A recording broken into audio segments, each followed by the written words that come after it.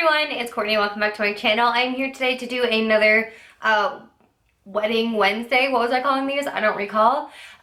This is going to be a wedding tip video, and if you guys don't know, I do have an entire series of these kind of videos on my channel. I am a professional wedding planner for my job, and I am here today to talk about wedding dress shopping and bridesmaid dress shopping. So if this video gets too long, I probably will chop it in half and do bridesmaids dresses separately. My bronzer is so strong right now, and I'm so sorry you have to look at it, but that's just what we're doing.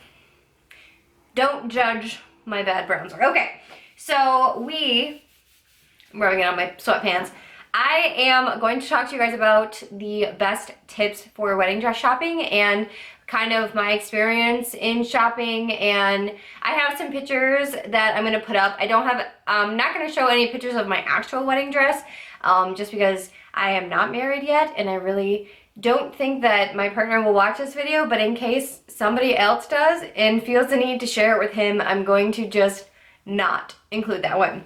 The first tip is honestly to research before you go in. So my biggest tip is to find pictures of styles or beading or silhouettes or things like that that you like, at least on like other models, and then when you get into the store, you can tell them, hey, I really like the way, I don't know, like an A-line looks or a mermaid looks. Can I try one? And then if I don't like it on, can you suggest something that's similar but not like, you know, that's similar. So very important. Research is key. What I will say is to try not to find a specific dress that you really, really want, and especially if it's a limited edition kind of situation. So this is from personal experience. I'll put the dress over here. This is a Maggie Sotero dress, and I absolutely love this dress. I'm still in love with this dress, but you can literally not get it anywhere.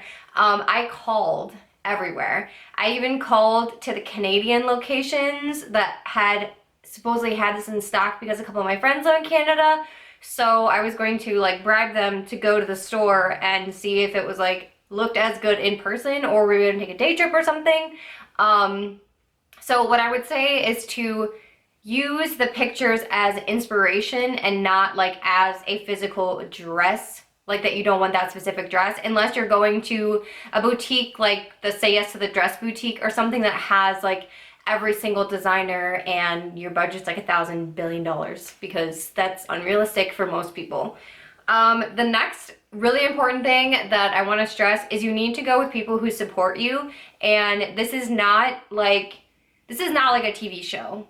This is a super, super difficult, very stressful, very like high pressure situation, and you need to be with people that support you and love you and are not going to say mean things to you like they do on TV. Anybody that you think would say something like that to you while you're trying on dresses needs to not go. That's my opinion. Whether it's your mother, your maid of honor, whoever it is, first of all, that person should respect you and not say things like that. But second of all, this is your time, and if you like the dress, it doesn't matter who doesn't like the dress because you're wearing it. That's all I have to say. Rant done. Okay, so on that same note as researching like styles and stuff like that, you also want to research into the bridal boutiques that you're going to go to. And honestly, bigger is not better for bridal stores. I had a really horrible experience, and so did my sister, at a large chain store. We will not speak about it. I'm not going to name it, but I feel like there's only one in America and Canada, so I feel like you guys know what I'm talking about. They may have filed for bankruptcy this year. I wonder why. Okay. But anyway, so definitely research where you're going. You can check like the brands that they carry. You can check like their hours, and it is better to try to do a weekday for try-ons, for fittings and stuff. Because first of all, you have more time because there's not as many people, and normally it's not as busy. So if you do run over your allotted like half hour, whatever it is, you usually can get more time with your consultant if you're at a smaller place and it's in the middle of the week. Like on a Wednesday afternoon or a Tuesday versus on like a Sunday or a Saturday, it's gonna be super busy because everyone's off work. All right, another really important thing is to know your budget before you go in. So, and this is like an actual dollar amount. So if you know you don't want to spend more than $1,200 on a dress, and that includes alterations, and that includes your veil or your headpiece or etc., then you need to take that into account, and you need to tell the consultants that when they ask you, because if you don't tell them a number budget, they'll put you in anything, because most of them work off commission. Most places, not all, obviously, but some. And some of them will put you into something and you'll fall in love with it, and then you realize you can't afford it. And that is the worst thing ever. So that's not something you want to do. So definitely just like figure it out before you go in, and it'll save you a lot of heartache in the end. The next big tip is to give yourself some time. So if you don't know, like if you walk into a place, you try on 13 dresses and you don't know about any of them, leave. It's okay. Nothing is going to move so fast that you can't get it. That's all I have to say. And then you also, in leaving yourself time, giving yourself time, you want to be able to order your dress when you do find it.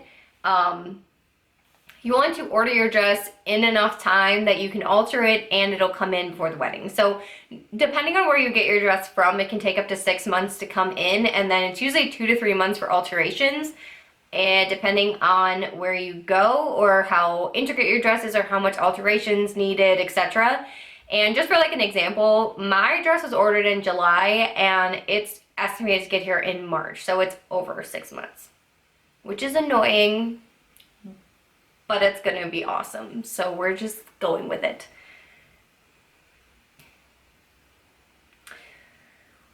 Another like super big thing, and I feel like this is very but you need to schedule an appointment when you go in to get dresses to try them on. You can walk in at a lot of places and they will talk to you, but you get better service and more in-depth information if you schedule an appointment and you have someone's undivided attention, just in my opinion.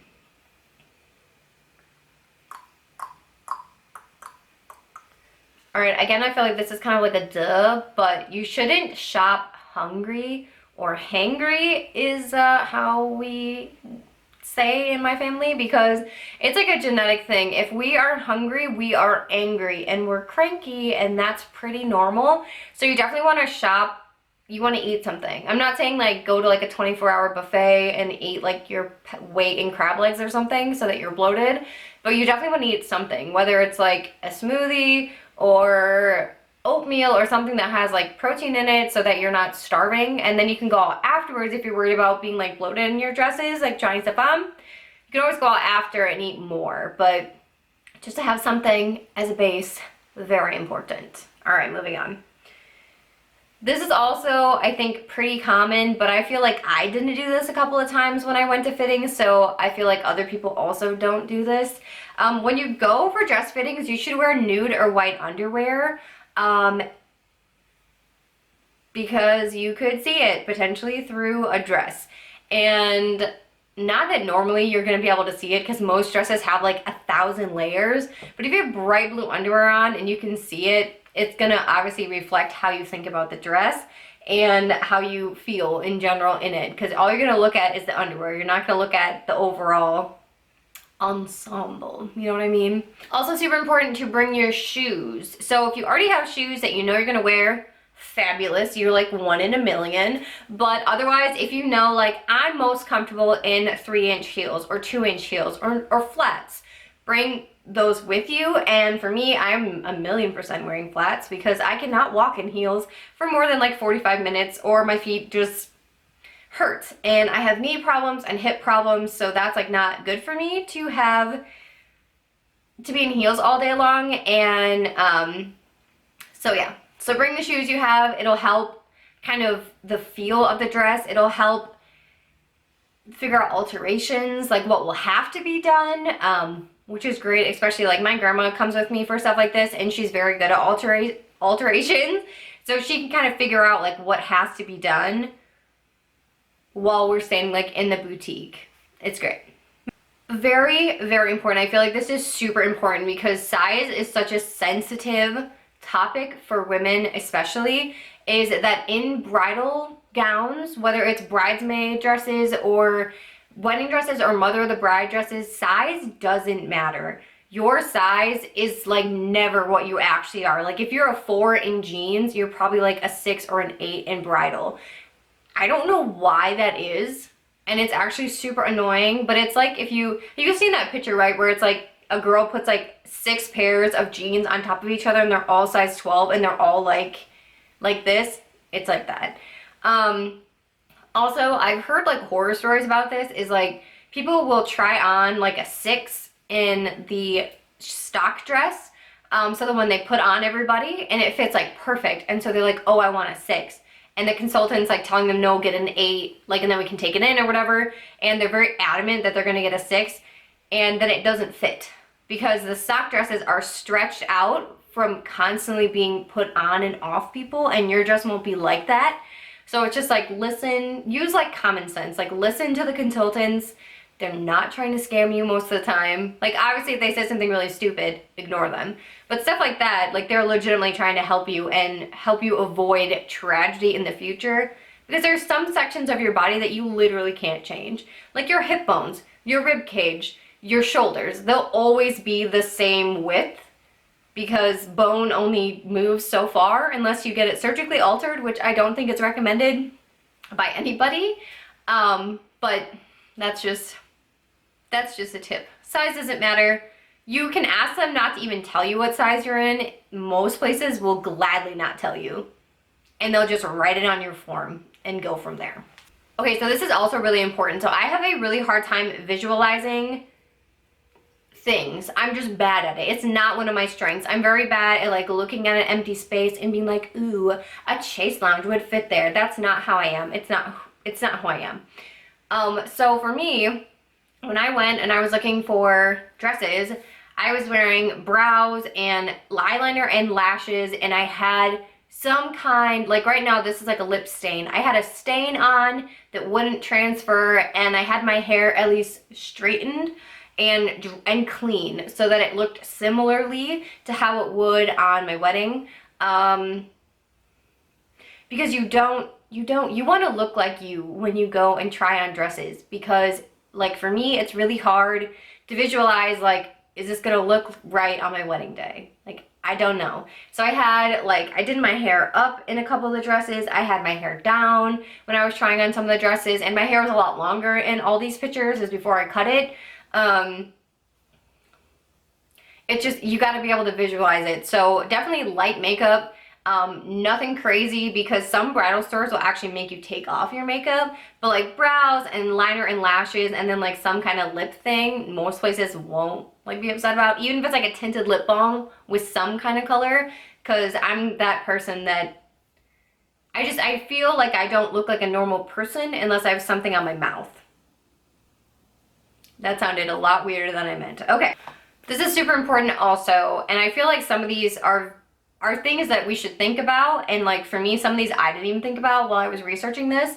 So you want to have all your information written down from the bridal boutique. So if you find your dress, everything's great, you're very excited, and then they're writing down everything. So you want them to write down the style, the maker, the color, your size, like if length, if there was any like special thing that you were ordering, like a belt or a veil, like get it all written down, and then ask for a photocopy of it just so you can have it for your records too.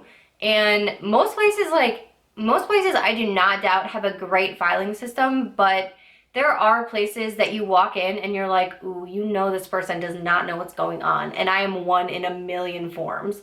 So it's just nice to have a copy for you personally to hold in your wedding binder or your wedding folder or whatever you're using to organize all your stuff. It's nice to have it all in one spot. I kind of already touched on this, but don't ignore the consultant's advice.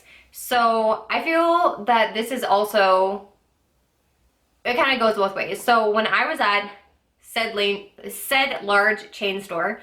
The consultant was basically pressuring me into purchasing a dress when I didn't want to. I didn't feel comfortable in any of the dresses. I didn't like any of them enough to buy them, and they were kind of expensive. So I was just like, I don't know if I like this enough to spend X. And they were pressuring me into purchasing and like trying to get me to purchase it and stuff. And it was a very uncomfortable situation. So like in those kind of situations, ignore the consultants, because that's a thing. But when they're telling you like, oh, well, if you don't like this style, I have this one that's similar. Or like, what if we tried like blush or ivory instead of pure white? Like things like that, because they have seen a lot of things. Obviously, they've seen a lot of brides, they've seen a lot of weddings, they've seen a lot of like people come in and out, and like skin tone wise and coloring and style, like they know the dresses better than you do, obviously, because they work with them every single day. And it sometimes is good to listen to what they're saying. That's how I found mine. So I didn't pick mine out. They picked it out for me and brought it to me, and then I was obsessed with it. That is all. Okay, so I'm on like the last two, I swear. And then I definitely am gonna cut and do the bridesmaid one in a separate video, because this will be very long and I am sorry. So the next tip is very important, is to take pictures of you trying on dresses. So if you are indecisive, like moi, you need a mother or a sister or a grandma or a friend or an aunt or whomever that's gonna be that pushy person that asks at every single salon if she can take pictures of you.